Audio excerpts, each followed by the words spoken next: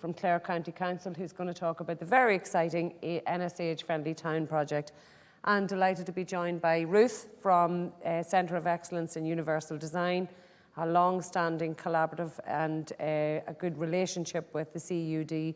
There's the only one in the world, I think, Ruth. We're mandated structure within Ireland, and we're very, very excited to have Ruth's perspective here today. So before we start, just as usual, we have Slido. If you have any questions, www.sli.do, and the code for login is AFI Webinar 6.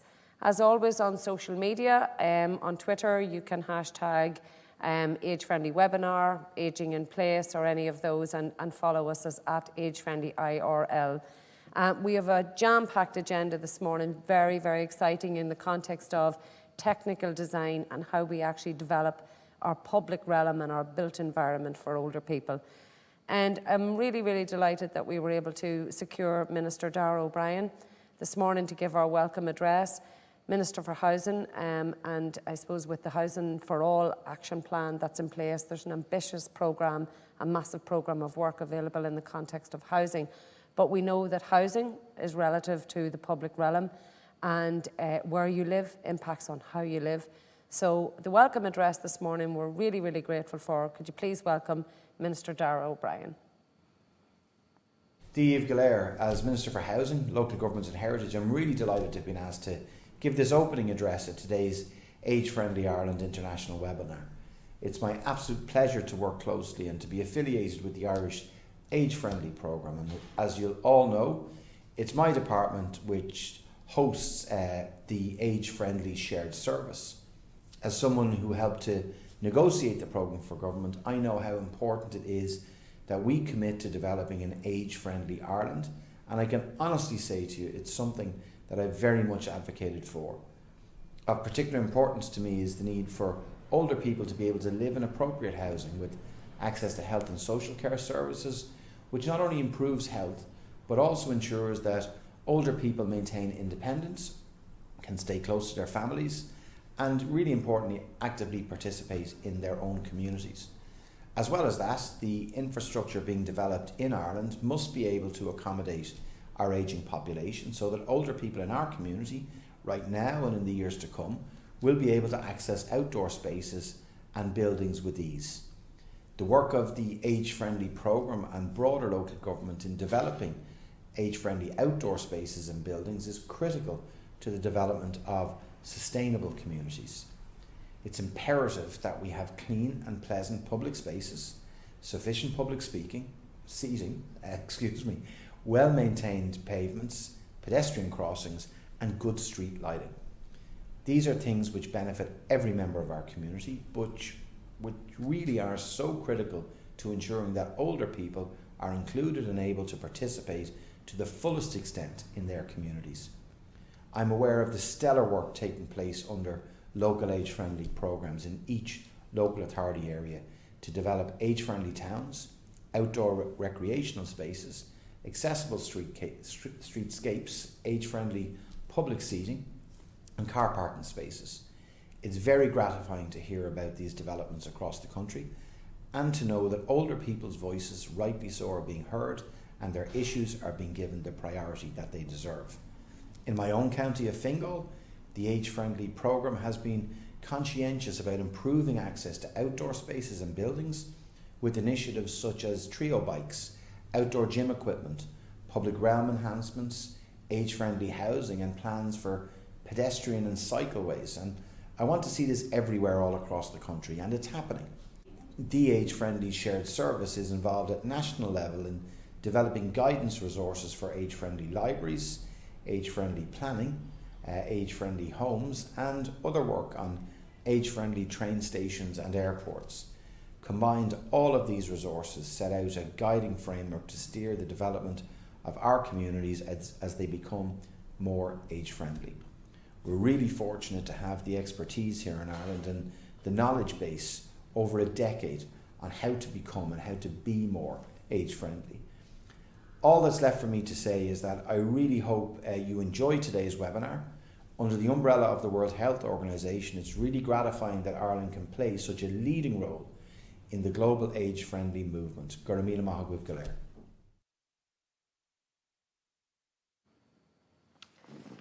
Thank you, Minister Darragh O'Brien. It's refreshing to see how in touch our political leaders are with the work that's going on the ground. You can clearly see from the Minister's address that he knows of the grassroots work that's going on, the public realm works, the seating, the lighting, and all of these things that are going to be working towards making the built environment accessible for older people or as we age.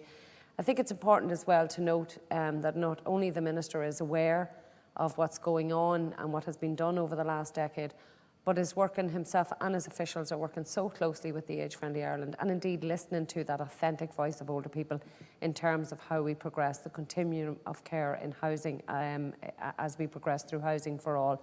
And he's very, very keenly aware and looking at those opportunities to right size and provide those alternatives to the traditional model of care. I think that's really important.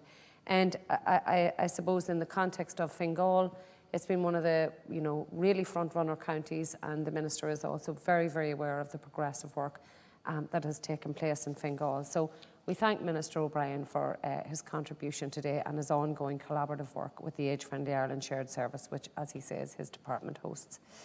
So I'm delighted now to welcome our next speaker from CUD, the theme being how universal design can deliver an inclusive environment for everyone.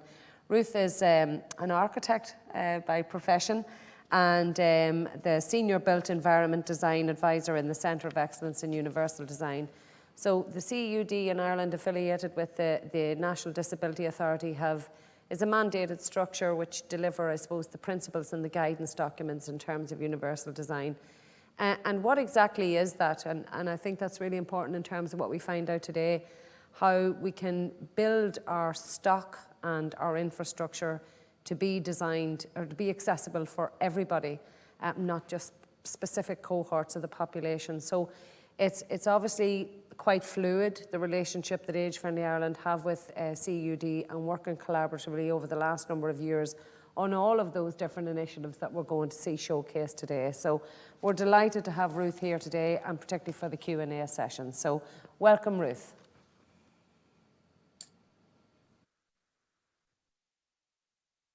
Good afternoon, everyone. I'm delighted to be here today and to be part of Age Friendly Ireland's webinar on outdoor spaces and buildings. Thank you very much, Catherine, for the invitation. My name is Ruth O'Reilly, and I work as Senior Built Environment Design Advisor at the Centre for Excellence in Universal Design. And my presentation today is about universal design and how it can deliver an inclusive environment for everyone.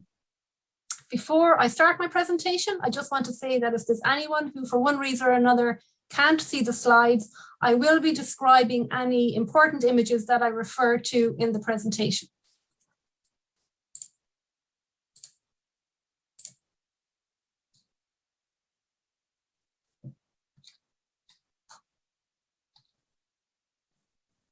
So firstly, to give you some background on the Centre for Excellence in Universal Design, we are a statutory centre and we're part of the National Disability Authority, which is based in Dublin in Ireland.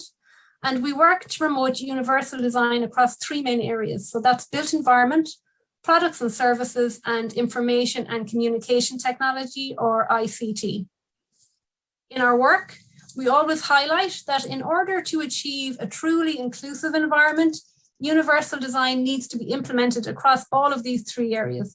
My presentation today is going to focus on good design in the built environment.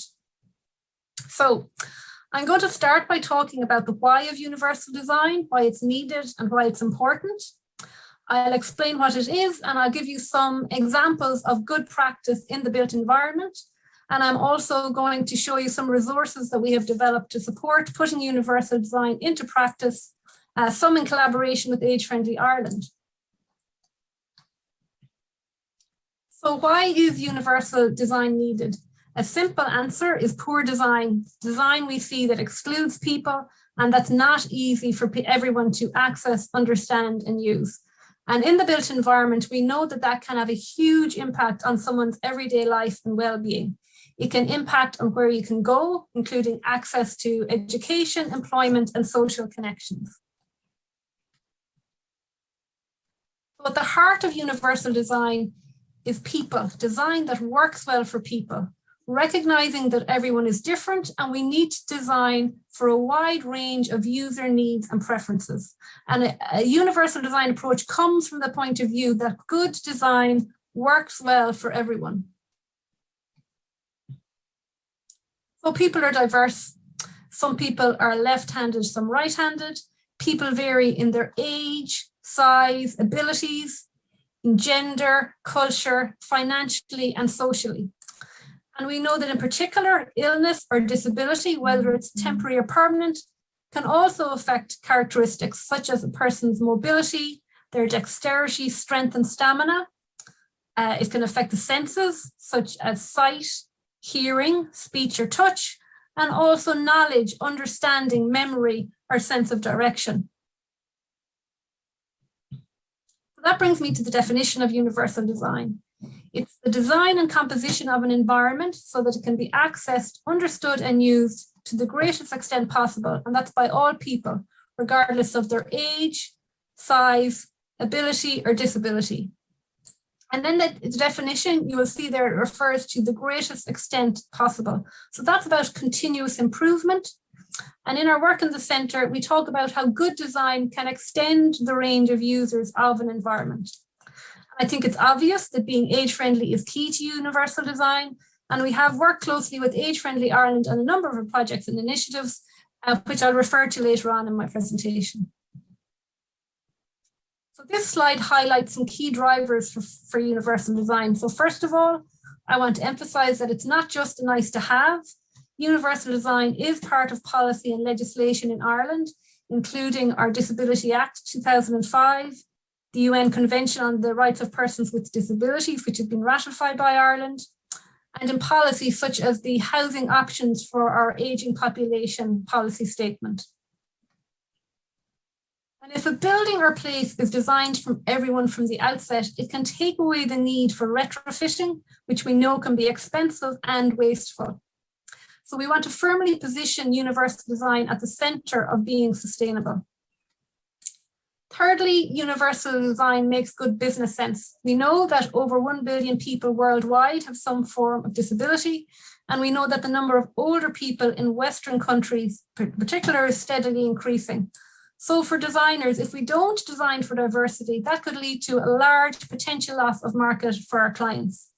So for example, a 2019 report on the future of aging in the UK said that by 2040, which isn't that far away, older people will be spending 63 pence in every pound that's spent in the UK economy. And interestingly, in relation to the built environment, one of the barriers noted in the report to older people spending their wealth included inaccessible shopping streets. A key aspect of taking a universal design approach is the assumption that every person will experience a barrier, reduced function, or some sort of disability, be that temporary or permanent, at some stage in their life. And on screen, I have some examples of this: pregnancy, being lost on holidays, carrying heavy shopping bags, being on crutches.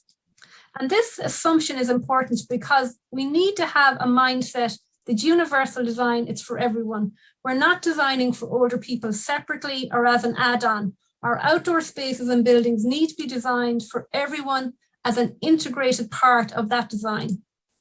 And then when it's at its best, universal design is invisible because when it's incorporated from the outside, it just becomes part of the design. And it's that understanding of people's diversity, of different needs and preferences, that then becomes incorporated into mainstream design, extending the range of users. So moving on then to think about universal design as a process. A key element is to involve users in the design process from an early stage. And taking a universal design approach means prioritizing the involvement of users with the most diverse needs and preferences, again, to the greatest extent possible. This slide illustrates the need for that approach. So if we look at a bell curve of human ability, we can see that if we're involving users in the design process and we take a random or a convenience sample from the general population, to include people from the center of the bell curve, as on the image on the left of your screen, and we're not likely to get a diverse range of users. So a universal design approach means that we oversample people on the tails of the distribution curve, as shown in the image on the right of the screen, so that we represent the full range of needs and preferences that our users will include. And this slide gives an example of how consultation had an impact on the design of new bus livery, which the National Transport Authority were developing back in 2018, and was to ensure that the livery was standardized across all public transport operators. And we were asked to facilitate a workshop with a range of stakeholders, which included older people and people with disabilities. And the buses were parked outside the National Disability Authority, and people at the workshop had a chance to get on the bus and look around and see what they were like. So you'll see in the image on the left of the screen that at that time, the main color proposed for the outside of the bus was blue with some green and white. And on the inside are seats which are blue with gray and white rails. And we got feedback at that workshop that it's important for all people, including people with low vision, to be able to see the bus coming so that they can flag it down. So on the right of the screen then is a redesigned bus, and you'll see there's a large area of yellow at the front of the bus to provide greater visibility and visual contrast. And also that the color of the grab rails internally were changed from gray and white to yellow so that they would be easier for everyone to identify. So the result was that by taking feedback from people with low vision in particular into account, the buses are easier for everyone to see, and the support rails are easier to locate internally. So that's an illustration of user involvement in action, and also illustrates one of the key benefits of universal design. So if you design for someone with what some people might consider to be extreme needs, your design will automatically benefit a wider range of people. And the image on screen is from Inclusive, a Microsoft design toolkit. And it's giving the example of what happens when you design for a person with one arm, because it will also benefit someone with a broken arm, a temporary disability, and a new person, a new parent carrying a baby. That could also include an older person with a walking stick in one hand. And if we want to think about design features that would benefit everyone in those situations, one example would be automatic doors or stairs that have handrails on both sides. So I want to move now to talk about the principles of universal design. There are 7 principles, and I want to show you some examples of good practice in the built environment to illustrate those. And these are taken from buildings that have won the RIAI Universal Design Award. So that's the Royal Institute of the Architects of Ireland. And the Universal Design Award is part of their annual award scheme, which we support. And I've chosen 3 principles to illustrate just 3 of the principles. Numbers 1, equitable use. Number 4, perceptible information. And number 6, low physical effort. So first, the first principle is equitable use, and it says that the design is useful and marketable to people with diverse abilities, and it does not disadvantage or stigmatize users. And the photograph on this slide is a building called Elizabeth's Treehouse, and it's a dining hall in Barrettstown. Barrettstown is a camp in County Kildare that provides therapeutic recreation programs for children with serious and often life-threatening illnesses and their families. And the photograph is of the entrance to the building. And it shows that the building is accessed by a ramp that brings people through a series of mature trees on the site. And we know that access to nature is good for our well-being and our mental health. And this building shows a real connection with the trees and with nature. You can see that the ramp has a smooth, non-slip finish. It has a gentle slope to make it easy to use. And there's handrails on both sides and handrails at 2 levels, so it caters for both adults and children. And behind the trees, you can see that there's a canopy to provide shelter on a rainy day. And there's also automatic doors at the entrance to the building.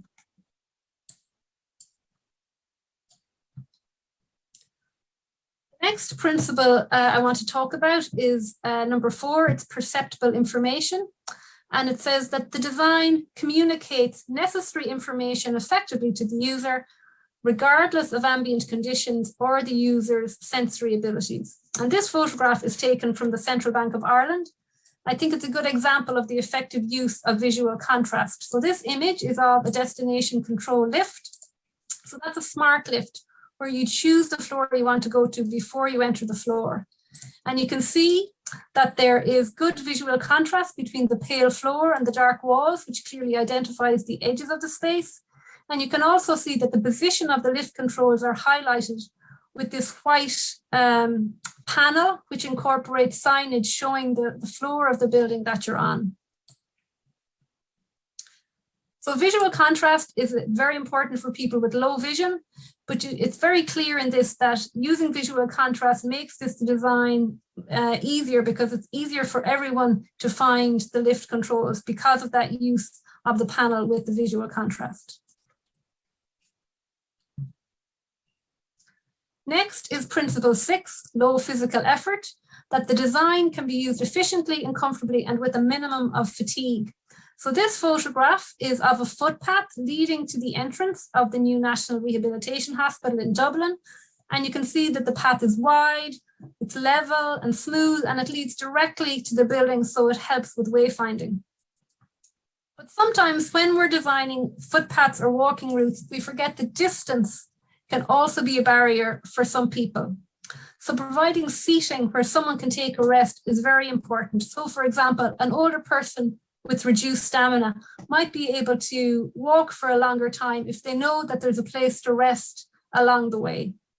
And in the foreground of this photograph, you can see some seating.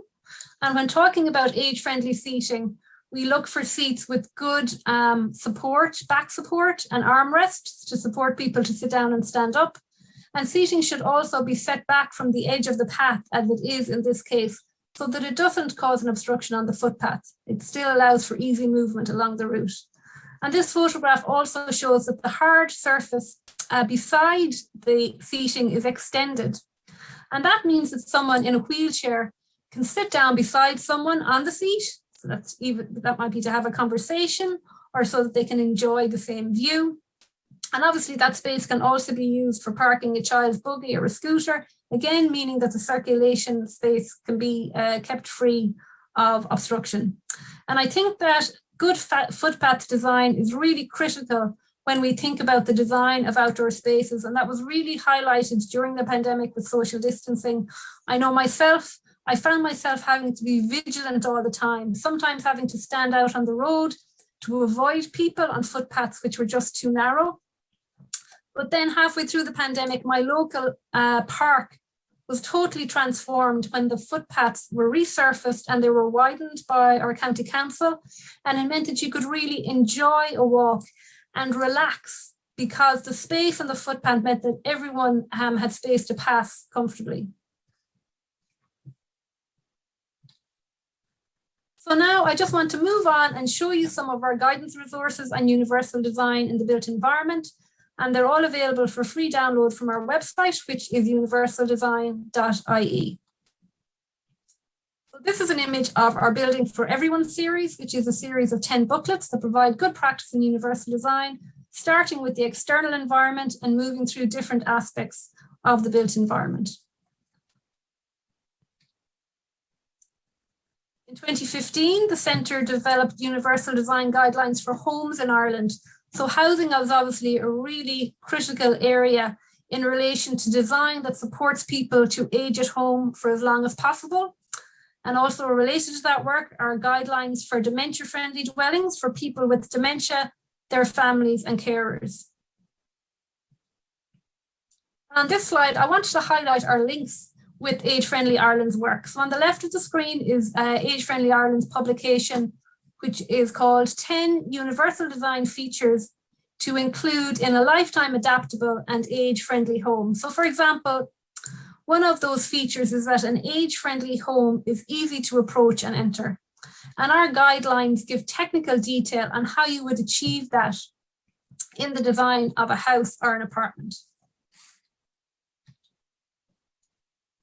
In 2019, we worked with the Department of Children and Youth Affairs to develop universal design guidelines for early learning and care settings, for example, creches. And at the moment, we're working with the department to develop a website and some e-learning modules to support implementation of those guidelines. Earlier this year, we launched new research and guidelines on improving quality of life and enhancing COVID-19 infection control in existing residential care settings for older people. So we're talking about nursing homes. And this work was done in relation to the impact that COVID-19 has had on people living in nursing homes and how the design of the built environment can contribute to both quality of life and infection control. And a key finding was that many of the design features that contribute to good quality of life are also good for infection control. So for example, having your own bedroom with an ensuite is very important for a person's privacy and dignity. And that was also shown to be a factor in reducing the spread of COVID-19. Also having good access to good quality outdoor space and gardens and nature is important for mental health and well-being. And of course, nursing homes that had this were more easily able to cater for safe visiting during the pandemic. So this document is a universal design walkability audit tool for roads and streets, which we were involved in with the National Transport Authority, along with Age Friendly Ireland and the Green Schools programme. And this was informed by previous research we had done on walkability with Age Friendly Ireland on the How Walkable Is Your Town report. So the audit tool is to be used to identify features in roads and streets that cause difficulty and improvements that are needed to roads and streets. And it's a user audit, so audits to be carried out by people who use roads and streets. And we worked in partnership with Age Friendly Ireland to conduct a pilot audit in Kilrush in Clare, when we tested a draft of the audit tool with users, including older people and people with disabilities. So that feedback was brought back to improve the design of the tool itself. But the audit report was also used by Clare County Council to successfully apply for funding to make improvements to the footpaths in the town. So I'm coming to the end of my presentation now, but related to walkability is another conference that I wanted to mention. It's the Walk 21 Ireland conference that's taking place this September in Dublin, hosted by TU Dublin. One of the key themes of the conference is including all people walking. So it may be of interest to some of you. And that theme is looking at understanding the different walking needs of women, children, older people, people on low incomes, and people with disabilities, in particular to ensure that policy and investment decisions are inclusive and responsive. So obviously that's very closely aligned with universal design, and we're glad we're represented on the advisory committee for the conference. So that brings me to the end of my presentation, and I'm happy to take any questions. So thank you very much. Thank you, Ruth. Excellent presentation, as always. Every time I hear a presentation from CUD, I learn something more and it raises questions, and I love discussing those kind of technicalities of it. It's a very, very interesting area. I want to take the opportunity as well, Ruth, to acknowledge Ger Craddock, your Chief Officer in CUD. Age Friendly Ireland has been collaborating with Centre of Excellence for 12 years now. And apart from, I suppose, people often wonder, well, you've got the technical guidance and then we produce these booklets, and what is the different perspective? And our perspective is that what we do then is we use the guidelines to go out and ask people and ask the older people how it impacts on them, and then present, I suppose, a version of that that's in the vernacular, or it's really, you know, can be applied at local level. So every time we produce guidelines, we are, I suppose, guided by the CUD, and that relationship has really got us to where we're at, and not just in the context of technical guidance. Anything we produce, we make sure it is, I suppose, governed by accessibility by yourselves, Ruth, so that we really are, by virtue of that, you know, being accessible for all. So I'm looking forward to asking you a few more questions in the panel session. So thank you, Ruth. And our next presentation is on age-friendly towns. You heard Ruth mentioning Kilrush, So Clare County Council and the Age Friendly programme has been a very, very stellar programme in the last number of years, particularly around rural regeneration. And I'm delighted that my colleague Leonore is here. Leonore has worked in a number of different local authorities, very diverse background across all different directorates. But as SEO in Clare County Council, she's the chair of the Ennis Age Friendly Town. And Ennis is a very progressive age friendly town. It was interesting when Ruth was talking about the findings in terms of the expenditure of older people, that's 63 pence in every pound. It's really, really important about the accessibilities of our age friendly businesses. And I know that has been done as part of the Age Friendly Ennis programme. And we thought we wanted to put a spotlight on one of them to show, particularly our international delegates that are here today, what can be achieved through the Age Friendly Towns programme. And we'll talk about it in the question and answers. But for now, here's a presentation and an overview. So thank you, Leonore.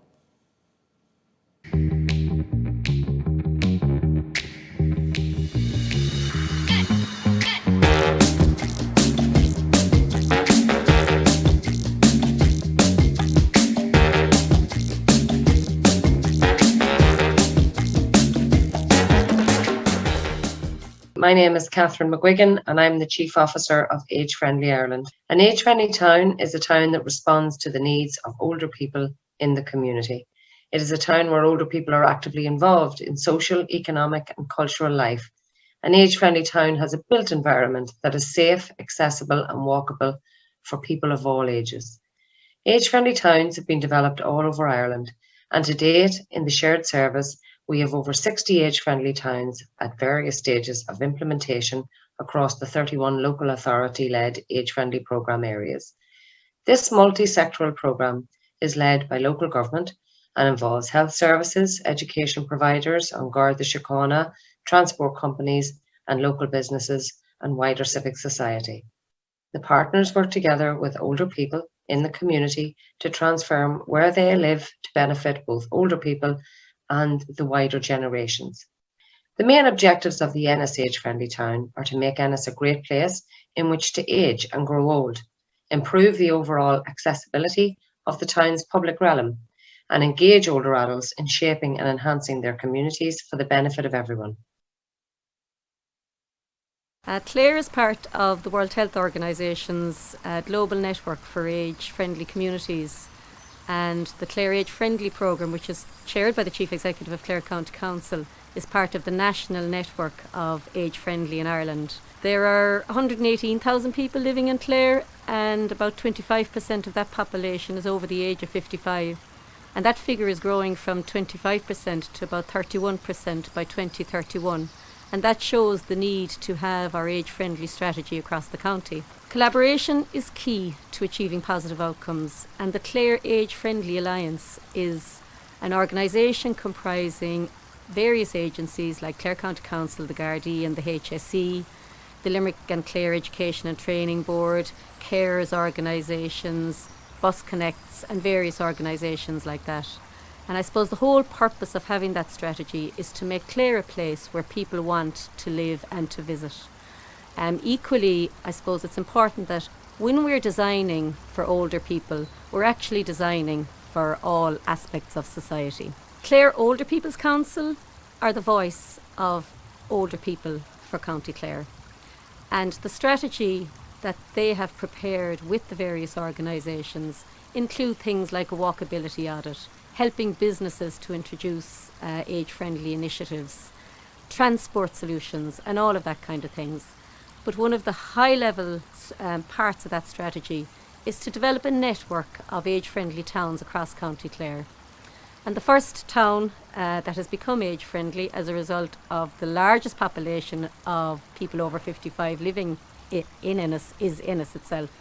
And being the Director of Services with responsibility for Ennis, I'm very excited about the fact and that we're working with the Older People's Council to implement the age-friendly town plan for Ennis. We undertook walkability studies in the town centre with the Older Persons Council, examining different streets and different parts of the town centre to determine where we should be focusing on bringing about enhancements to make the town centre more accessible for vulnerable users.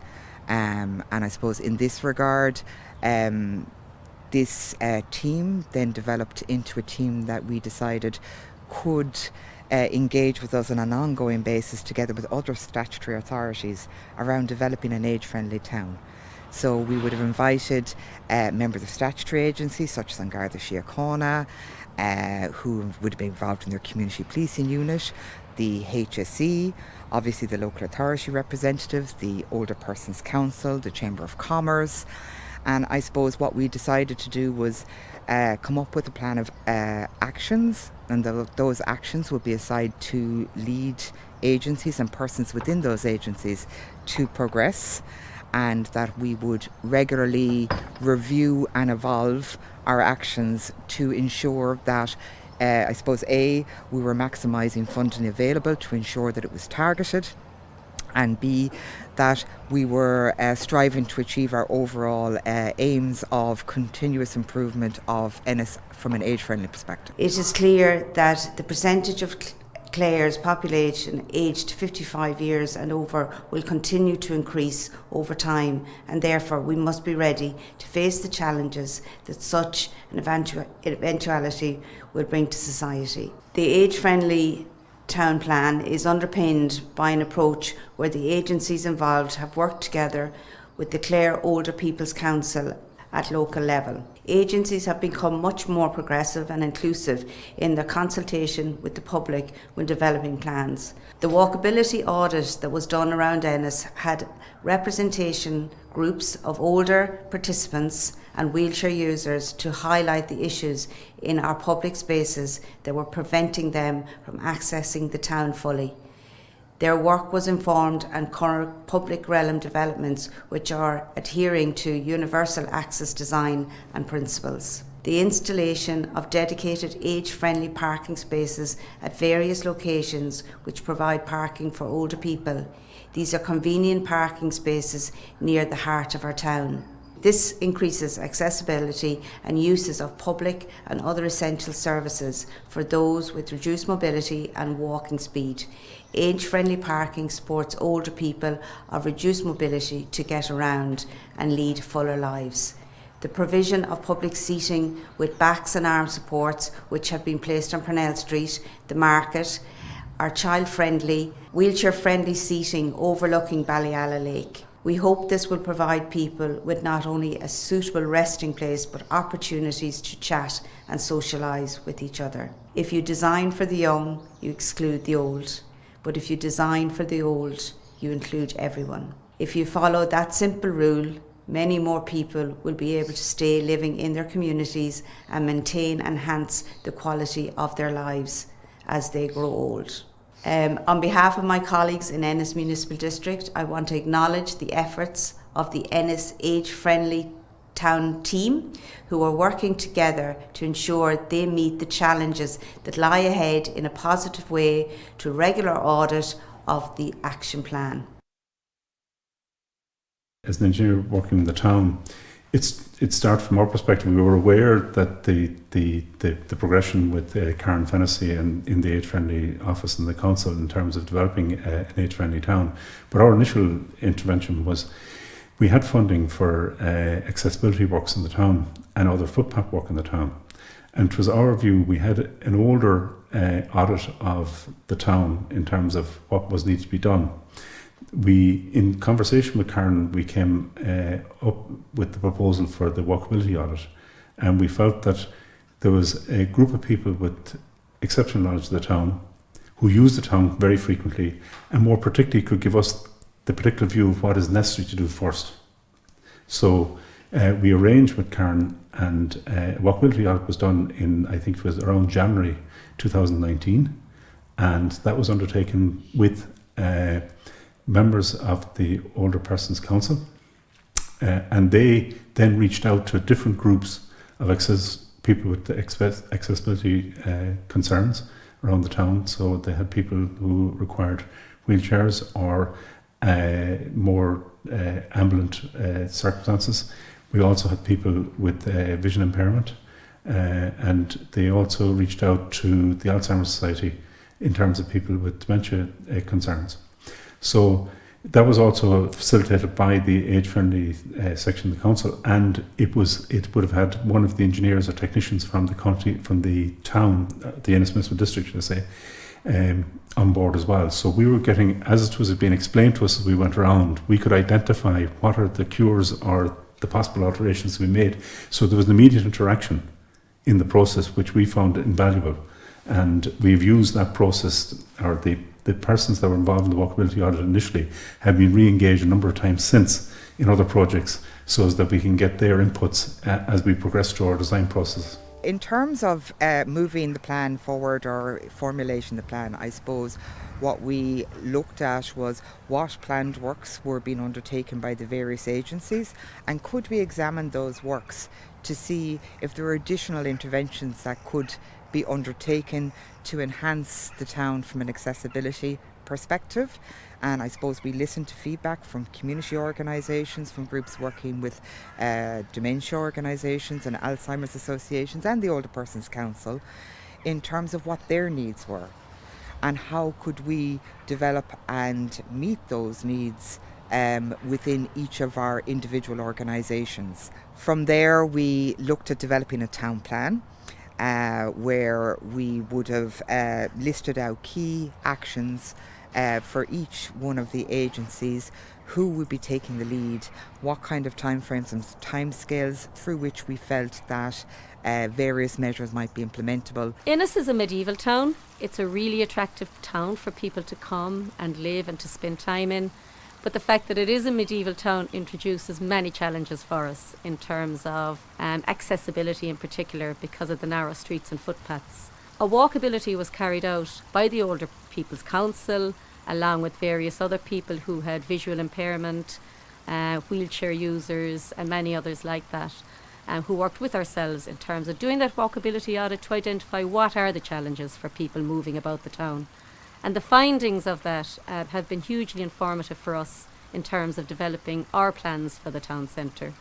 So, for example, we're doing a huge amount of public realm improvement at the moment. Over €10 million of funding has been invested by government in the Urban Regeneration and Development Fund. And the design of that public realm has been really well informed by those walkability studies. And in addition to that, we're working with the National Transport Authority to implement active travel initiatives in the town, again informed by the outcomes of the walkability study. So in terms of, I suppose, a number of different works being progressed by the local authority in terms of public realm enhancements, footpath improvements, installation of drop curbs, realignment of disabled accessible car parking spaces and implementation or introduction of age-friendly seating, there were a number of different funding bodies through which we successfully accessed grant funding. I suppose one of the larger projects that we have that we undertook in 2021 was a public realm enhancement project for Parnell Street, the laneways and bowways. We were fortunate enough to get 75% funding of that project through the Urban Regeneration and Development Fund, which is under Project Ireland 2040. And I suppose some of the key interventions in that project were the use of shared surface spaces, improved lighting and signage, and installation of age-friendly seating. We were also very fortunate to access funding from the National Transport Authority's Active Travel Programme, which looks at making the use of sustainable transport choices open to individuals. So it looks at enhancing pedestrian permeability and permeability for cyclists. And obviously we have used that funding to examine our footpath network in the town centre to undertake appropriate repairs, installation of drop curbs.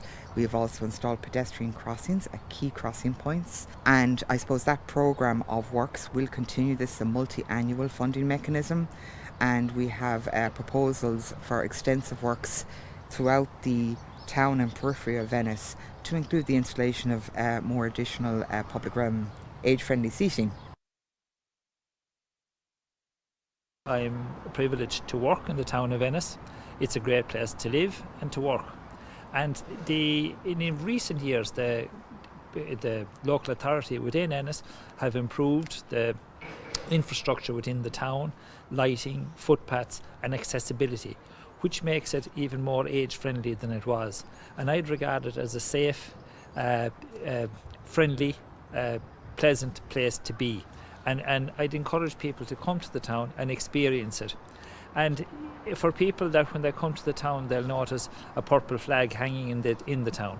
That's an award, an international award that was granted to Ennis a number of years ago to recognise its friendliness and its safety for people who both live in the community and visit it. There is a fantastic working relationship between all the agencies, both state and voluntary and private business people within the town, to make it, again, I keep using the word safe and friendly environment, and to my mind it is very age friendly and very appropriate. The Purple Flag Accreditation, which we do in partnership with Ennis Chamber of Commerce, and that is an accreditation that indicates that your town has a safe and vibrant nighttime economy.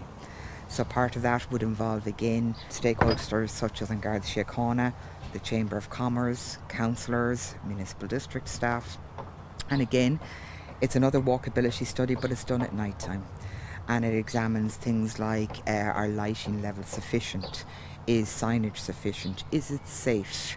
Is there need for extra Garda patrols in certain areas? And we were the first town in Ireland to actually get this accreditation, and we're absolutely delighted that we've managed to retain it through each subsequent review of our application. Ennis Chamber is delighted to be involved in an age-friendly town. Our CEO, Margaret O'Brien, is on the age-friendly committee, and working closely with Chambers Ireland and in collaboration with Leo Clare, arranged for businesses in Ennis to attend workshop training on how to make our businesses more age-friendly. Businesses such as my own, Lucas's Pub, where we surveyed our customers to find out what small changes we could make to enhance the customer experience for the aged. As a town, we like to set ourselves apart, and for us as a chamber, it's critical that we complement the work being done by the local authority to enhance the experience for all people and all of our citizens in our town. By completing the training and implementing those changes, we have done our part and will continue to do our part to make Ennis an age-friendly town. Good morning everyone, Darragh O'Brien here, Minister for Housing, Local Government and Heritage. And as we all know, life expectancy is increasing, and so too is the need to ensure that Ireland is a great country in which to grow old. An age-friendly town is a town where the community understands and responds to the needs of older people. It's created by consulting, building and implementing a plan in conjunction with the community to make your town of Ennis more age-friendly. I'm delighted that through my department, through the Urban Regeneration and Development Fund, has allocated just over €10 million to Clare County Council to enhance the public realm of Ennis, to make it more accessible for everyone. This has been further supported by the installation of age-friendly seating and dedicated age-friendly parking for older persons. I'm glad to see your local authority take a really proactive approach on this, and I'm told the main park in the town, the Tim Smith Park, has tarmac footpaths around its perimeter to allow greater access for all users, as well as an outdoor gym and new wheelchair accessible picnic tables. Clare Sports Partnership and the Active Ennis Leisure Centre have excellent programmes to encourage older adults to participate in sport and physical activity, whilst at the same time creating a great atmosphere of socialisation. An age-friendly business programme has been developed with Ennis Chamber of Commerce so that businesses can demonstrate the value they place on their older customers. And your local Gardaí are part of the age-friendly town team and continue in their really great work to deliver community policing for all. This government wants to empower citizens to actively participate in the development of their own communities. We want to support people to live independently, and very often it's the small and simple improvements which can make a world of difference in people's lives. I'll continue to work with local authorities like Clare County Council to make this a reality in Longafoe. When we're undertaking projects, we would consult with the age-friendly section within the council, and Karen and her colleagues, and we would generally endeavour to keep them informed, particularly in, as I've already explained, about mobility circumstances or alterations to streetscapes or alterations to transport arrangements of the town. And also, as we progress towards, say, things like mobility plans and such like, we would have the Older Persons Council listed as a group to be consulted with, because we would regard that their information and the knowledge they can bring to the table would be of significant benefit to the town. I would regard that the work that was undertaken most recently under the Order funding in Parnell Street and the laneway in Bowways have definitely improved the accessibility for everyone. And it's if one observes or just gets the opportunity to stand and observe people walking and interacting, in particular the pedestrianised section of Parnell Street, and you see people walking along feeling very safe and that they know the surface of very good condition, and there's no steps, there's no curbs, so they can go whichever way they want without any concern about any trip hazard in that respect. So in addition to the public realm and the mobility plans, there are other big initiatives that are being implemented arising from the Age Friendly programme. For example, 26 businesses have been trained by Age Friendly Ireland to implement an Age Friendly business programme. There are some very interesting, low-cost, very effective initiatives that are being implemented out of that. For example, giving reading glasses to people at a restaurant to be able to read the menu, providing seating for waiting areas in shops, and even businesses going as far as actually taking produce home for people. Welcome to Active Ennis, John O'Sullivan Park in Lees Road. We have 130 acres of woodland walks as well as major facilities for all the sporting disciplines. We're working very closely with the Age Friendly programme here in Ennis, and a lot of what we're doing presently is upgrading and refurbishing our equipment and facilities here so that they're more accessible to the active age. Behind me you can see an example of our wheelchair accessible picnic benches that we have scattered around the park here. In recent times we have resurfaced all our footpaths so that it's a safer environment for people who are walking or maybe a little bit challenged in their walking. We have added additional seating in the 3 looped walks that go through the woodlands here, ranging from a 1 kilometre walk to a 3 kilometre walk. So there's pit stops for people who need to take their breath. I suppose the sister of the setup here in Tim Smith Park in the centre of the town, which is another very accessible facility. The most recent addition to Tim Smith Park has been our new changing rooms and toilet facilities. We have in our facilities there only the second in the changing places disability toilet and shower facilities, and it's accessible to everybody at the moment, and we're very proud of that fact. And of course, in our state-of-the-art synthetic running track, we have a perimeter walk/run that has a shock pad beneath it, which makes it even softer for those that have a difficulty with the harder surface. It has already been said that an age-friendly town is one where older people have a say as to how their community develops. The valuable role that older people play shaping our communities for the better cannot be underestimated. As a member of the Ennis Age Friendly Town team, I am pleased to say to you today that the priority of the older person has been at the heart of this Age Friendly Town programme. We feel that the development of Clare's first Age Friendly Town is both urgent and timely. The wonderful work carried out on our public spaces around the town by Ennis Municipal District and the Age Friendly initiatives being delivered by other agencies will benefit all of us, whether young, yet to age, or actively ageing. What's more, we believe that Ennis as an age-friendly town will benefit everyone in the community.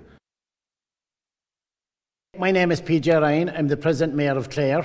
Consultation is at the heart of the Clare Age Friendly programme, and listening to the voice of older people is key to the success of any initiatives rolled out in the county. The elected members of Clare County Council work very closely with the Ennis Age Friendly Town team and the members of the Older People's Council to ensure that their authentic voice was heard and their views taken on board when designing our age-friendly town plan. As Mayor of Clare, I am very excited about the next steps, which will include further implementation of the Ennis Age-Friendly Town Plan, working in collaboration with the local authority staff, planners, engineers and other key stakeholders involved in the Age Friendly Town team. It is through this kind of collaborative working and planning that we will be better placed to meet the challenges that lie ahead in a positive way that will improve the lives of our older citizens in the future. Following the recognition of Ennis as an age-friendly town, I am delighted with the news that a process has begun to include the towns of Shannon, Kilrush and Kilkee in the Age Friendly Town programme. Hello, this is Mike Hanran here from Stockton's Wing and formerly of St Michael's Villas. I'm immensely proud today. I'm here as Clare's first age-friendly ambassador. I'm honoured to serve and I look forward to helping Chairman Pat Dowling, Cathaoirleach of Clare PJ Ryan, Mayor of Ennis Ann Norton, Patricia Ann Moore, Chair of the Older People's Council, and all stakeholders involved in this very exciting initiative. I especially would like to say to the people of Clare that as your humble servant, I will promote the powerful Clare age-friendly message of inclusivity, respect, autonomy, understanding and care. And it's not just for our health and well-being, but it's for our wishes and our dreams and aspirations. I'm here to help promote a better society, a society we should all be proud to retire into. A society that offers us ease of access to our towns and our villages, spaces to socialise, seats at the table of planning and development to ensure our voices are heard. Congratulations to Ennis, Clare's first age-friendly town. A wonderful honour with a mammoth task ahead. But the plans are in place and these are impressive, far-reaching and very doable with the community working together. There's an old Islamic proverb that says, a lot of different flowers make up the bouquet. So my wish for you is to go out and gather your flowers and bring them to the table. I will add my bunch. Together we will create a beautiful bouquet that we and those who follow us will be proud of.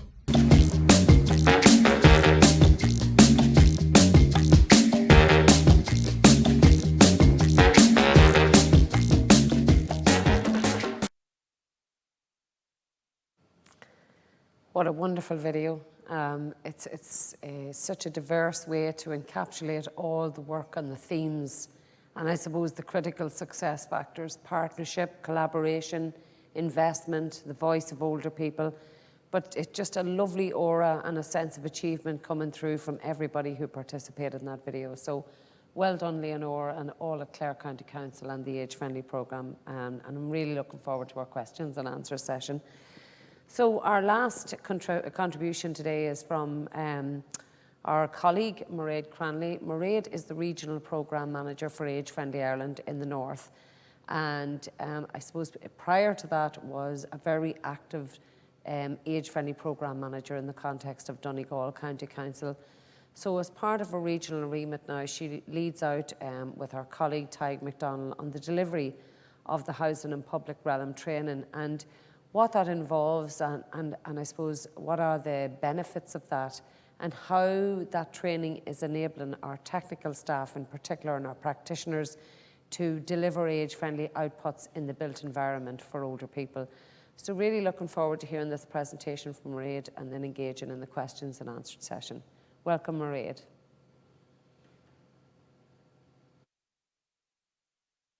Thanks, Catherine. There's definitely an increase in awareness of age friendliness around the country. People are starting to notice the comfortable environment we're hopefully creating for our older citizens that will make them feel, part of today's Ireland. Hello, my name is Mairead Cranley and I'm the Age Friendly North Regional Manager. Part of my role is supporting the Age Friendly Housing Principal Advisor with the delivery of the Age Friendly Housing and Public Realm training. As you would have heard in previous webinars, the Age Friendly Cities and Counties programme has made significant progress over recent years in advancing the issue of creating an age friendly Ireland. This training is particularly important in the context of the vision of an age friendly Ireland in the Programme for Government 2020, and more significantly, and signalled investment in housing for all. In the past 6 months, Age Friendly Ireland have delivered housing and public realm training to the relevant staff in 29 local authorities. This course aims to further equip interested parties with additional knowledge and skills to maximise the age friendliness of their environment and to ensure effective planning for older people is adequately considered and addressed throughout Ireland. Age Friendly Ireland delivers this training because of the demographic change and challenge that Ireland is facing. With people living longer, we need to prepare our services and our society for the ageing population. The population is growing and those who are growing older are living longer. The biggest growth cohort is those aged 80 plus, where by 2051 over 500,000 people are predicted to be the age of 80 plus. So we need to prepare for that. Age-friendly cities and counties all over Ireland are delivering many initiatives that help support older people to remain in their own homes and communities, such as age-friendly towns, age-friendly parking, age-friendly seating, and through the training we showcase good practice examples of these and provide guidance so that they can be upscaled and replicated in other regions. This training is delivered online and is broken into two parts. The first part covers the role of Age-Friendly Ireland, its structures and its national policy context. We also go into an age-friendly home and getting participants just to think, what is an age-friendly home? It is well connected to local amenities, it is easy to approach and enter, and it is connected to the outdoors. So now I'm going to hand over to Mcdonald to tell you more about that. Thanks, Mairead. A couple of years ago, when I started assisting Age-Friendly Ireland, I tried to contextualise what Age-Friendly Ireland is seeking to achieve for Irish society by thinking of how my parents, both of whom were then in their late 80s, would have benefited from age-friendly principles and services, both in their home and in the town in which they live. Hello, my name is Mcdonald, and I'm the Principal Advisor to the Age-Friendly Ireland programme, mainly advising on matters associated with housing and public realm and transport. And as Mairead said in her introduction, I also deliver training to staff employed in various facets of service delivery in the local government sector in Ireland. The training that Mairead and I deliver has been accredited by both the Royal Institute of the Architects of Ireland and Engineers Ireland, as being eligible for continual professional development training by their members. In the previous slide, Mairead mentioned that an Age-Friendly Ireland home should be well connected to local amenities. It should be easy to approach and enter. It should be connected to the outdoors. And when we present this image, it's an example of a brownfield site in a regional town in Ireland that has the services listed in the slide, all within 150 metres of the front door of the home. In terms of ageing in place, to meet the needs, we need to think differently. We need to locate new developments close, and by that I mean within walking distance to services. And we need to include adaptable design. We need to integrate technology into developments, enhancing safety and security, and having health monitoring. We also need to have social connectedness. We need to integrate social supports into developments. We need to provide access to relevant information, and we need to find non-health-based service solutions and reduce demand on the health service. We show examples of both new and existing buildings reconfigured to provide age-friendly homes. In the training, we also highlight to the participants various relevant aspects of government policy, both in the housing and the planning contexts. Ger Craddock, from the Centre of Excellence for Universal Design, in his earlier presentation mentioned universal design in the context of age-friendly homes. In our training, we highlight that the government has stated in the National Planning Framework that housing is one of the key areas where social inclusion can be improved. For example, through the universal design of buildings to deliver greater accessibility to all. Mairead and I also outlined some aspects of the government publication, Housing Options for Our Ageing Population. An interesting observation from having delivered the training is that some staff in local authorities are expert and very focused on their own department and its objectives. But where a local authority has a well-working cross-department group, it is easier for them to achieve buy-in and success from the various strands in terms of the broader objectives of service delivery. Last year, Age-Friendly Ireland published an updated version of 10 universal design features to include in a lifetime adaptable and age-friendly home. This and other publications in relation to planning and housing are highlighted to the attendees on the training. I should have mentioned earlier that the training is delivered remotely over the MS Teams platform. And this was as a consequence of COVID-19 and the decision to proceed with the training rather than wait for in-person meetings to recommence. Contributions to the training are made by the Centre of Excellence for Universal Design. That's from Ger Craddock, who you heard from earlier, from Age-Friendly Ireland staff, from An Garda Síochána, which is the Irish police force. The following few images from developments in Fingal and Dublin and in Galway demonstrate some of the aspects touched on. This image is from Fingal in Dublin, and this image is from Galway. Another feature mentioned particularly relevant in terms of climate change and reduced carbon fuel consumption, is the necessity for an energy efficient and cost efficient home. In terms of supporting and facilitating the reuse and or development of older vacant buildings for residential use, such as unused commercial properties, underutilised upper floor accommodation over shops, as well as conversion upgrading of vacant properties, was mentioned in the Rebuilding Ireland plan, the action plan for housing and homelessness. In the training, we emphasised that there are many players in the delivery of homes in Ireland. Local authorities deliver social homes or public housing, as it's sometimes referred to in other jurisdictions. The private sector and the approved housing bodies, which are voluntary cooperatives, deliver the majority of housing output. Local authorities need to accelerate the growth of age-friendly housing. Joined-up thinking will underpin the model.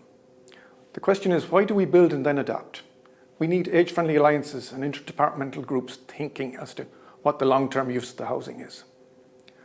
Private sector, housing association and local authority input are all necessary to keep the issue on the political agenda. We need to utilise technical resources, and we need to build age-friendly design into both capital and current funding.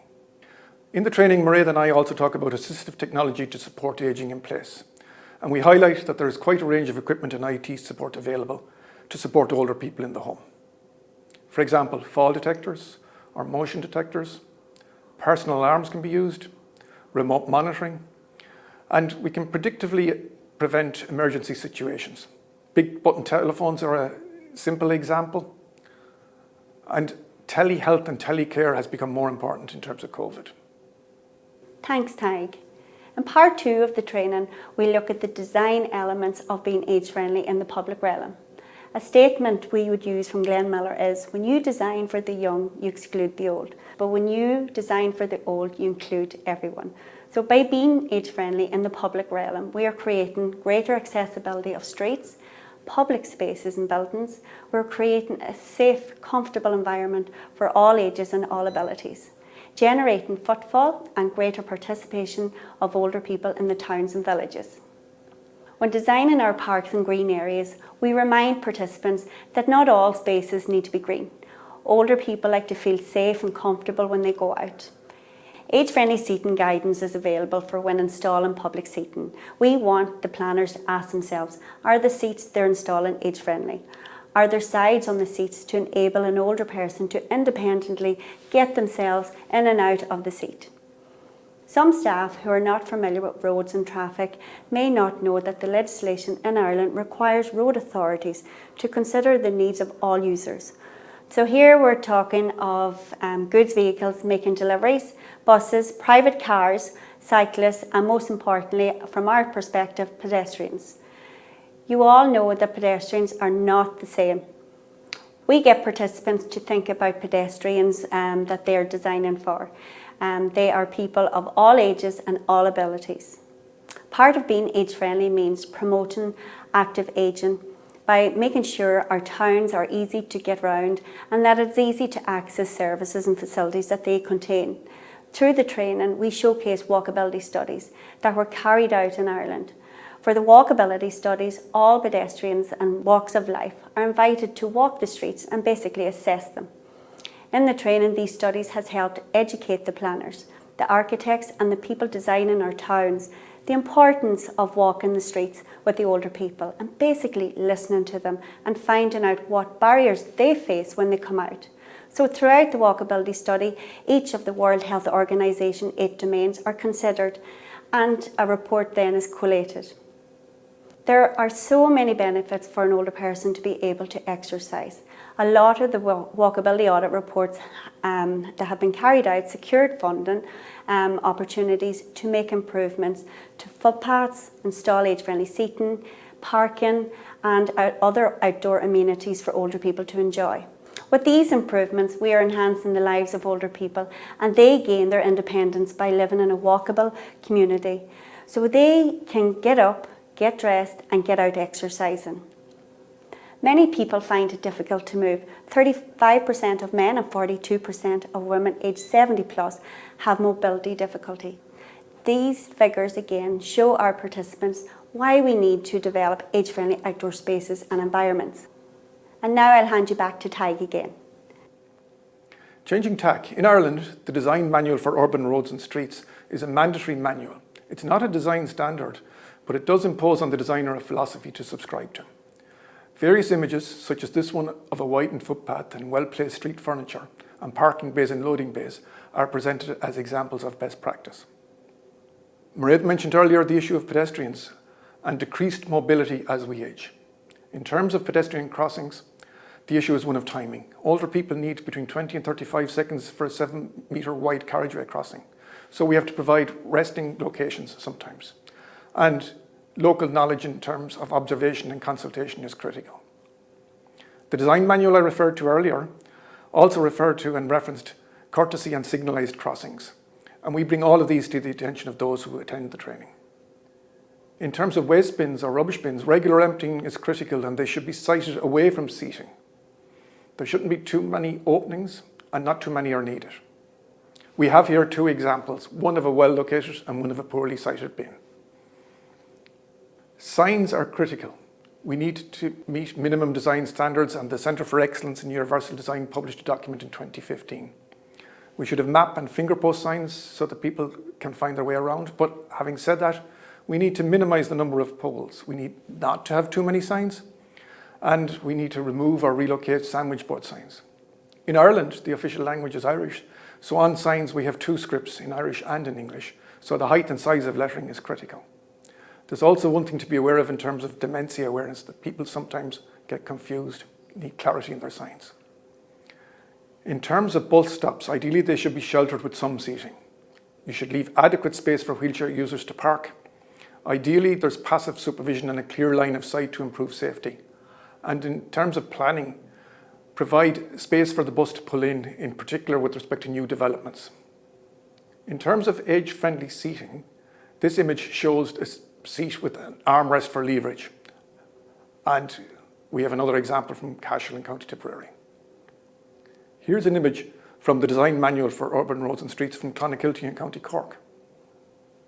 In the last couple of years, there have been a number of public realm changes that have been accelerated as a result of COVID-19.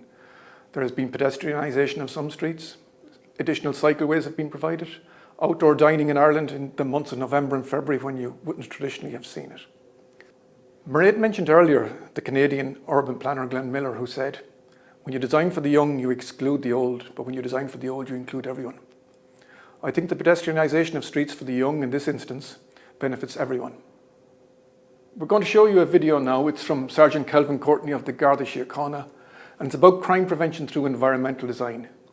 It highlights an aspect that some staff in local authorities may not be familiar with. Hello, I'm Sergeant Kelvin Courtney from the National Crime Prevention Unit in Harcourt Square, and I'm here to talk to you about the role of CPTED in designing out crime. That's crime prevention through environmental design. What I want to talk to you about is our role. We have a role under the Garda Síochána Act, which obliges us to prevent crime. But guess what? So do the local authorities. They have a role under Section 37 of the Garda Síochána Act to prevent crime. And we can do that when we help you guys out in your designs and plans for estates and housing for older people. Crime prevention through environmental design, well, what is it? I suppose essentially, if you can take one thing away, it's that good design reduces crime. There's 4 areas to it: natural surveillance, natural access control, territorial reinforcement and maintenance. CPTED, what it does for communities is it improves community interaction, it improves estate and street design, it improves surveillance, target hardening, the creation of a safer and more secure environment in which to live and work, the creation of an environment which reduces the fear of crime and the opportunity to create an effective and aesthetic security solution. CPTED doesn't have to look ugly.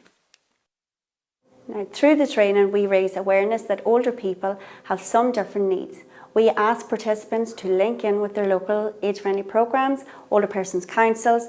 Age-Friendly Ireland then also provides technical guidance and support when developing age-friendly towns, building age-friendly public buildings and creating outdoor spaces. All the age-friendly resources and publications are available on our websites at www.agefriendly.ie or www.agefriendlyhomes.ie. Age-Friendly Ireland's vision is that Ireland becomes a great country in which to grow old in, and by us educating and delivering the age-friendly housing public realm training, myself and Tig are enabling that vision. Thank you. That was great, Mairead. Thank you very much. And such rich content today in terms of what we're doing in Ireland to really, really, improve the built environment. So we've had a few questions coming in on Slido, and I'm trying to just sort of bunch them so that we're getting everybody's questions responded to. So Ruth, I'm going to start with you, if that's okay. In terms of the walkability audit tool, you spoke to that, and the questions are, so who should be involved? Who should be participating in the walkability audits tool? And I'm giving you the chance to talk about it, the one, I suppose, that we worked on together as well, the one that older people can be involved in, and a question, I suppose, a joint question about the safety impact of it as well. There's a section on it on safety and how that's incorporated into it. Absolutely. So I suppose, first of all, the whole aim of the walkability audit is that you're getting feedback from people who know the roads and streets, but it's often older people who may have mobility impairments or people with disabilities that actually can most easily recognise the barriers because they're the ones that impact on them every day. So we would always say that have a wide and diverse range of users on a walkability audit as possible. So that could be an older person with a walking frame, a parent with a buggy or with a toddler, somebody with a vision impairment who's blind, or maybe who has a guide dog. So you really then get very rich feedback. We also might say have somebody who doesn't know the town, because it's only when you're arriving in a place that's new you might realise whether or not the signage is good or not. So it's really about having that full range of users. And when we talk about safety, I suppose there's lots of different, aspects to think about. So I mentioned earlier about safety with regards to, is the footpath wide enough? Do you have to step out on the street in order to pass somebody? I know when we were doing the walkability audit in Kilrush, one of the things we found that there were places where there were no dropped curbs at crossing points, and we had a wheelchair user on that walkability audit, and she ended up having to go out on the road at different points because she wasn't able to cross and stay on the path with us. So that's a huge issue. Pedestrian crossings, are they safe? So again, one of the things we highlighted in Kilrush was that there was an accessible toilet in the town, in the market square, but there was no actually safe crossing point for somebody to get to it. So it's things like that, and I suppose it's linking then together the different aspects that come up in the walkability audits. I think they're a really valuable tool and a really good reflection of user involvement in the process and how people's experience every day can then kind of inform the local authorities' work. Absolutely. I mean, it goes back to the same sort of ethos of age-friendly when you involve the participant. And the engineer, Leonor, you could see that engineer was very passionate about what he was doing and brings a bit of innovation. But there's nothing like bringing the citizen to say, well, here's what it actually means in practice, particularly when you're looking at it on a multi-generational basis. You're bringing in the younger people, the parents with buggies and all of those things. So I think that's really, really key, to getting a robust sort of feedback. This is what works. And I think one of the key things as well, particularly with the drop curbs, is we've heard over the years about there have been some fatalities, and actually Age Friendly Ireland have been doing a bit of collaboration with the RSA and on Garda Síochána around fatalities and with older people as pedestrians and road users. So any improvements that we can make to the town centres, whether that's to the reduction or the timings around pedestrian crossings, they're all critical parts of it. So it's a really, really good process, So thank you, Ruth, and I'll come back to you. I'm going to jump to Leonor now. Leonor, just in terms of government support, I'm delighted to see that you were able to get Minister O'Brien, to lend his support for Ennis Age Friendly Town. That's on 2 today. You can see how close to the practicalities of what we're doing that the Minister is. He's very close to it. But in terms of the funding and I suppose how you utilise funding to deliver these objectives, maybe talk that through just in the context of Ennis. Just tell me a little bit about that. Well, look, for Ennis, we're a historic medieval town with a very narrow streetscape. Footpath widths would be substandard. You can't get the 1.8 metres under Deemers. So I suppose what we tried to do was identify a number of different funding grants that might be open for us to apply to for various parts of the town. So our main public realm enhancement in the town centre, which introduced shared surface priority, was 75% funded under the Urban Regeneration and Development Fund under Project Ireland 2040. We were also successful in getting funding under the Outdoor Recreation Infrastructure Scheme for our public parks and public areas. We used Irish public bodies' return dividends to undertake accessibility works in some of our car parking areas, and obviously from the National Transport Authority in terms of active travel grants and road grants from the Department of Transport. So I suppose there's not one solution out there, but it's really important to have your plan in place, identified interventions, and then when funding becomes available, that you're in a position to apply and to avail, and you have a clear plan of what improvements that you want to target. And I think that's really important, Leonore, because particularly for our international delegates that are coming in to sort of say, well, God, do I need a huge amount of capital or current funding to start this? It's doing the process and then looking for the opportunities for funding as they arise throughout the year. It's interesting even about the ORIS, the outdoor recreation. We know that we worked very closely with the department last year, and the trio bikes were funded under, which has become such a key part of a healthy, age-friendly town, enabling older people, particularly older people in residential care, that maybe, it's an opportunity to get out in the fresh air. So I think it is really critical just to keep monitoring that across the year and see which ones you can draw down on to do the objectives. Absolutely, and I would say like our public realm enhancements were planned through feasibility studies initially in between 2016 and 2018. And the first main project, multi-million euro project, was actually delivered in 2021. Yeah. So I suppose the importance of planning and stakeholder engagement at each part of that process means the fact that when funding does become available, you have a ready-to-go or a shovel-ready project that you can then progress and implement on the ground. And I think that speaks to as well that it's never just going to be a finite period of time. Like now you'll be able to do age-friendly housing in Ennis and stuff like that. It's an ongoing process which continues, it's a continuous process. I think that's really important in the context of an age-friendly town that, you're starting and you continue to make it better and better as you go along. Thanks, Leonore. Mairead, I'm going to come to yourself. Just in terms of a very practical question, who is eligible for the training? Is it only aimed at local authority staff? Tell us just a little bit more about the process of how you deliver the training and, who actually, is it chargeable or anything like that? So tell us a little bit more about the practicalities. Well, it's certainly not just aimed at for local authority staff, Catherine.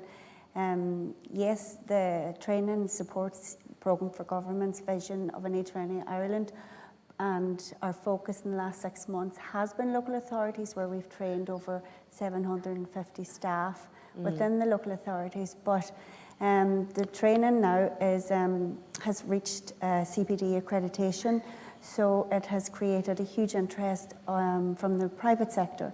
So we've also delivered the training to the private sector, but also our plan in the next couple of months is to also deliver the training to the approved housing bodies, also going to the government departments and deliver it to especially the official departments, say the likes of departments of housing, and that. But we hope to do that. It's all been done online.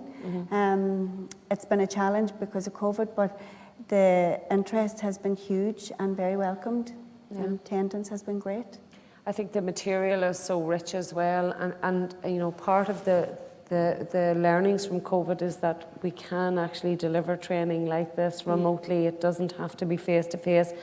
But the good thing about it, I suppose, is that giving people the opportunity to intertwine it into their daily lives, whether they're an architect, whether they're a planner, whether they're an engineer, whether they're non-technical, a clerk of work, or whatever the case may be, you can really see. And I think years ago, Mairead, it was delivered to estate managers within the HSE who are responsible for a huge volume of infrastructure, and sort of say, well, how can I do this, or how can I make this building more? So I think that's the key message, is that it's there for everybody, that training facility, So that's great, thank you. Ruth, back to you. A question arising, and delighted to see that you took up a piece about the research and the guidelines on the design of nursing homes. Okay. And all too often, as we know, people forget that there are a cohort of older Irish people living in residential care. And I suppose, Ruth, one of the key policies we were all involved in was housing options, which talks about the continuum of care. And very much at the centre of that was, whilst we're trying to look to alternatives to residential care, you know, with right sizing and split capacity and all these different things, I think it's very, very important that people are asked. I know it's been quite topical recently because with Fair Deal, they're talking about, you know, maybe a creation of a rental income for older people who are in Fair Deal, which I think is great and welcome, that they can increase their capacity and bring sort of empty housing stock back into use. But I suppose this question is in terms of the future delivery of residential care and providing these, what specifics are meant by designing for life for residential care? And what did you take into consideration in terms of that piece of research that you did? Okay, so first of all, I should acknowledge that the research was carried out by Trinity House, Trinity College with Tala University Hospital. And at the very start of that research, they set out to develop key domains of quality of life. Now, there are quality of life domains that are important for everybody, but I suppose they were used in the context of older people. And those quality of life domains then were used as indicators for an environment that supports somebody to have a good life in a nursing home. So, for example, one of those would be social connectedness. So for all of us, we know that part of having a good life is having, you know, connection with friends and family. And obviously, if you move home to, or move out of your home into a nursing home, it's very important that you can still maintain those relationships. And part of the research findings showed that, you know, in the built environment, and particularly in universal design, it's important that it's dealt with at different levels. So at the urban design level, for example, where a nursing home is located can have a huge impact on whether or not somebody can stay connected to their local community and whether or not it's easy for family and friends to visit them. So that, I suppose, at that, you know, higher scale level. Also then, what are the spaces where somebody can have a visitor like? So sometimes in a nursing home there could be kind of a very busy common living room, and it can be very hard to have a private conversation if there's a television blaring in the background. So one of the guidelines says that there needs to be different types of visiting areas in nursing homes. So I know, in fact, during COVID, COVID highlighted certain aspects like that. We had a solicitor give us feedback to say that they had a huge number of requests during COVID of people who were living in nursing homes who wanted to amend or, you know, do work on their will. And they found it was very hard to find a space where they could actually have those very sensitive conversations with the person. And I think another thing I think that came out in visiting in COVID, obviously we all found that we were able to meet up more safely if we met outdoors. And again, outdoor space is something I think that hasn't necessarily been considered as very important in a nursing home environment. But again, it's something it's important for all of us. Can we get outdoors, the benefits of fresh air? And then thinking in the terms of a nursing home, what's an age-friendly outside space like? It probably has shelter, it might have outdoor heating, you know, so thinking of these, you know, how can I create an outdoor visiting space in a pleasant garden, etc. So those were the kind of things that happened, or that came out of the research at the different scales, and that then became incorporated into the guidelines. I think one of the most interesting things about it is about the site location, because that's a piece of work we've done in terms of, you know, the broader context of housing, proximity to services. And traditionally in Ireland, residential care homes have been built generally on the outskirts, you know, and you have to drive to them and park at them. And that's just not suitable for families or particularly older spouses. So I think that's really, really key. And I suppose another part of the research that I certainly enjoyed was looking at the different models. And we actually have some very good practices. I remember from years ago working in Louth, there was the Chilock model in RD, which was based on a European concept, no uniforms, your own spaces. So there was privacy, and yet there was communal spaces and outdoor spaces. So I think we've a lot of learning, you know, in Ireland in terms of how we future-proof any future developments, and I certainly think that research is really going to contribute to that. I'm delighted with it. I'm going to move back to you, Leonor. Just, I suppose, We talked about the funding. In terms of the collaboration and the interagency approach, that's critical, because the age-friendly programme, as you know, across the country as a shared service is hosted in local government. But we've always said it's not just about the local authority, it's multi-sectoral, it's multi-departmental. It involves everybody is responsible for delivering an age-friendly Ireland. So tell me a little bit about that in the context of Ennis and how important that was. I think it's critical in terms of having a holistic approach across the whole town spectrum. So we were very fortunate in that we had, I suppose, huge stakeholder engagement where all parties really wanted to work on the betterment of the town and the experience for the older person and for all. So like we had inputs from An Garda Síochána from their community policing units. We had the HSE in terms of primary health care. We would have had the Older Persons Council, who would have been, one of our key stakeholders. We also had voluntary groups on there who deal with people with dementia. We had the Ennis Mental Health Association on our team, and we had the Chamber of Commerce. So it's only by all parties engaging and to, I suppose, individually and collectively examine their services to see how you can bring about incremental improvements while listening to your end users. Because, what I have found is listening to the Older Persons Council and to other, vulnerable persons who use the town centre was hugely informative in terms of evolving to the design for the interventions that I was making, to ensure that what we were delivering was fit for purpose. Absolutely. So, it's great that we, I suppose, established it for the age-friendly, but, it's the same group continues to work with us today on next phase of projects. We worked with them with a slightly extended stakeholder group for our COVID-19 Town Centre Task Force. We'll be hopefully working with them again on the development of the mobility plan for Ennis overall. So, I think it's been a huge benefit to each one of the organisations through having a close collaborative and positive working relationship. It's a really good example, Leonore, and I'm glad you drew attention to it, because what we've heard from is the structures within age-friendly, I suppose, acts as a catalyst for fostering good relationships and harnessing those relationships so that other work can go on. It might go to LCDC, or it might be on climate action, or it might be something else. But actually, because it's quite a positive piece of work, and no matter what people say, no matter whether you're mandated to work in partnership or collaborate, there's nothing like building up a good working relationship on a cross-departmental basis. So I think that's really, really key learning, that it leads to other progressive work. So it's good to hear that coming through.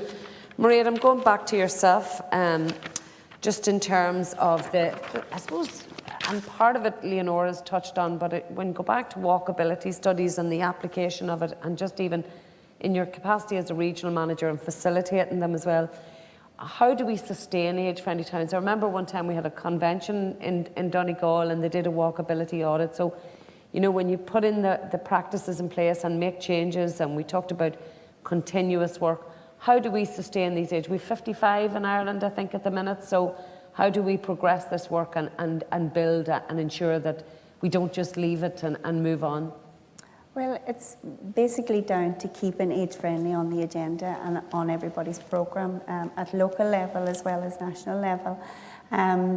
As Leonore has mentioned, the collaboration between all the multi-agency is key, and the establishment of your steering committees at the beginning when you are starting a new age-friendly town, and then bringing in the Older Persons Council, all the different diverse group of people for that walkability audit. It's important because from the walkability audits, we will create reports, and these reports then have been used to help, get funding for different initiatives or projects, or if footpaths are needing repairing or if seating is needed. and it's just using them reports going forward for the funding opportunities later on. But also it's important to include the businesses in each town, you know, and delivering the age-friendly initiatives such as our age-friendly business training, you know, and encouraging different initiatives throughout the town and basically keeping age-friendly on the agenda. But then when initiatives are carried out, get the Older Persons Council back in, get them in to do another walkability study, you know, to see are we meeting the needs of the older people for using these walkability audit tools. Absolutely, and we know that the Older People's Councils, they're not just contributors to an age-friendly strategy, they're actually delivers. You know, they will roll up the sleeves and get the job done. So it's really important that they come back and monitor. But also I think repeating a walkability audit tool, you know, maybe a year or 2 years down the line and including those diverse range of people says, well, this is a new issue, or it's great that that piece has been worked, it has enabled us to do so many things. So, you know, and we've really captured the essence of that in the video. So this material that we've captured for today will be useful going forward. And it is important to capture, as you say, what is working well. That's right. And get it replicated maybe, you know, in another town. So yeah, we're there to, you know, come up with solutions to the problems, but there are things that are good practice stuff out there already as well. It's interesting, that concept, because one of the things when we spoke about, you know, as we, how do we know what we're doing is good, you know, the monitoring and measuring, and I think it's part of what we've done particularly well because we're speaking directly to the citizen. But even in terms of the outdoor recreation that funded the trio bikes, we were able to go back and look at 2 or 3 programme areas that had brought them in, and there was evidence there that the process had worked at local level. We'd identified barriers and pitfalls, but the enjoyment that people got out of it and the dividend to the volunteers who were actually cycling the bikes as well as people that were sitting on the bikes was really, really great. So when we're able to bring that back, whether it's in, you know, an academic evaluation or if it's anecdotal or if it's figures or numbers of participation, it's very important that we continue to monitor what we're doing, and that has been really, really achieved through the Age-Friendly Town. Ruth, just want to come back to you on a question come in on the transport on the bus. That was so obvious where you could see we were blue and then we went to yellow, and they were obviously parked outside where you could go in and make the recommendations. I think what that really speaks to me is, and I know we do an awful lot of collaborative work with the NTA. We have a subcommittee for transport on the Older People's Councils, which the NTA come to. We have a Department of Transport officials sitting on our National Advisory Group.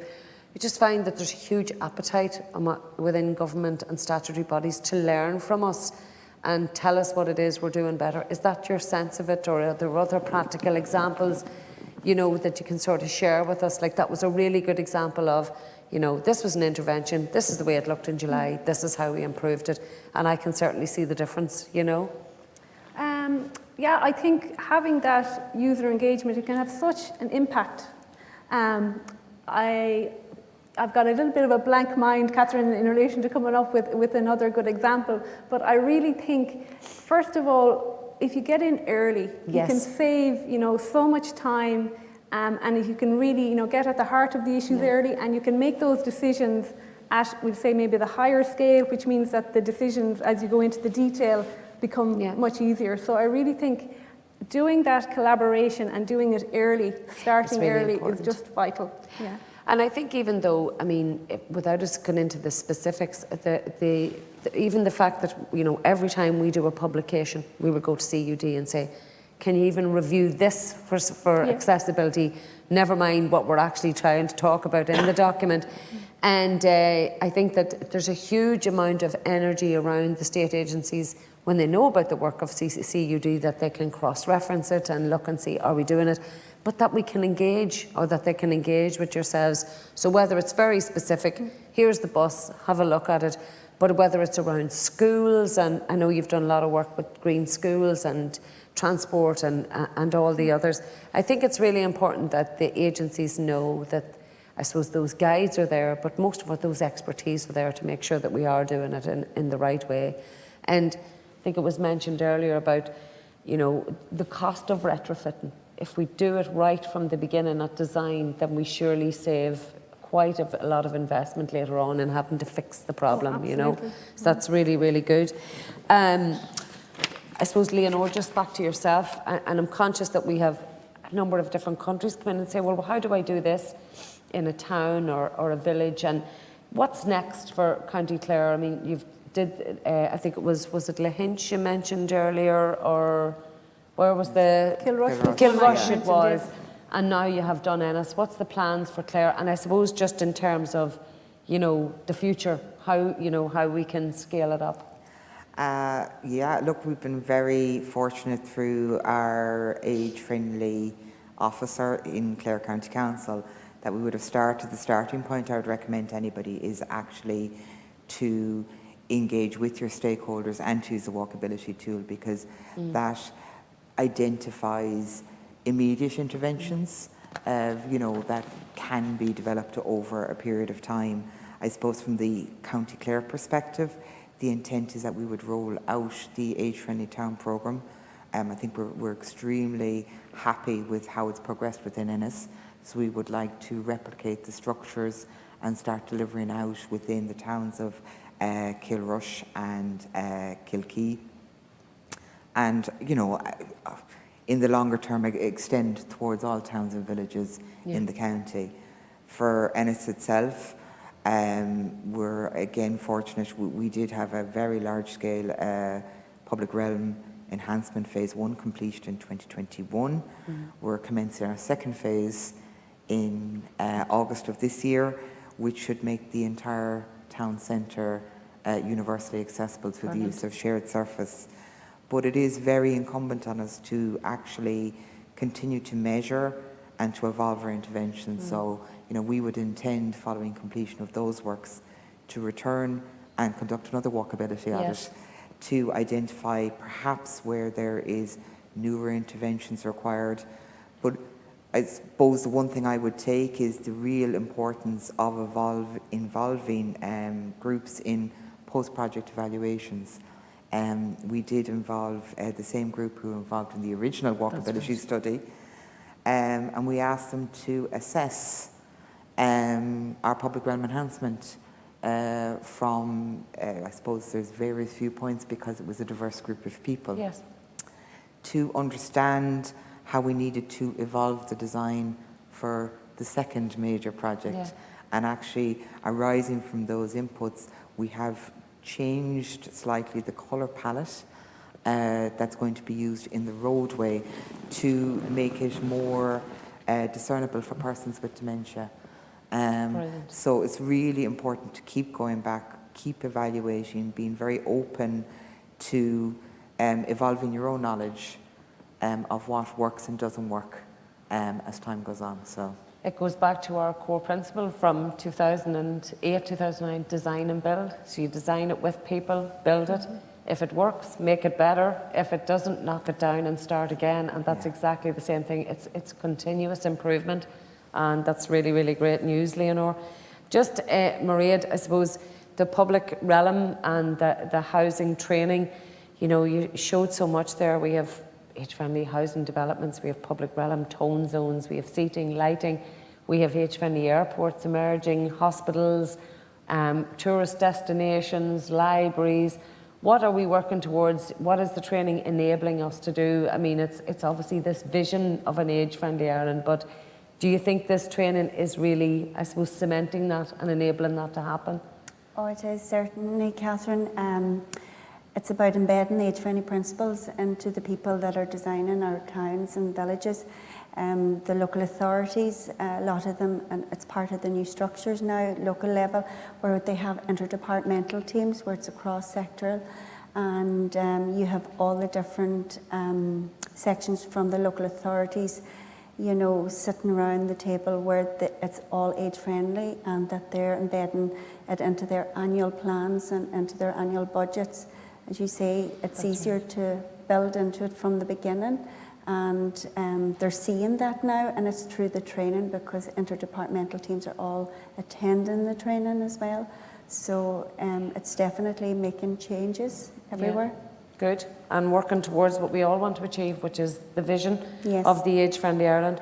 We're going to wrap up, Mairead, but before I leave you, Just in terms of the websites, give us the 2 websites again if people want more, if they want the resources. Yeah, it's www.agefriendlyireland.ie, and for the housing option, agefriendlyhomes.ie. Is that the one that they access the training through? They can hear more about the training, or about the training? They can hear about the training, but there's also all resources on options for an ageing population for housing. That's brilliant. Thank you, Mairead. Anything you want to signpost, Leonore, to if people want to hear more about Age Friendly in Ennis, to contact Claire, or?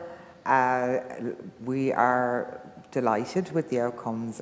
We'd obviously love if people wanted to come visit us, but if they have any questions specifically on any interventions that we may have done, we're more than happy to hear. Our email address is ennismunicipaldistrict@clarecoco.ie, and I'd be happy to talk to anybody about either commencing first steps or, I suppose, ongoing evolution in terms of projects. You might just open the floodgates for all these international site visits as well, and a trip to the Cliffs of Moher as well. So Leonore, that's it.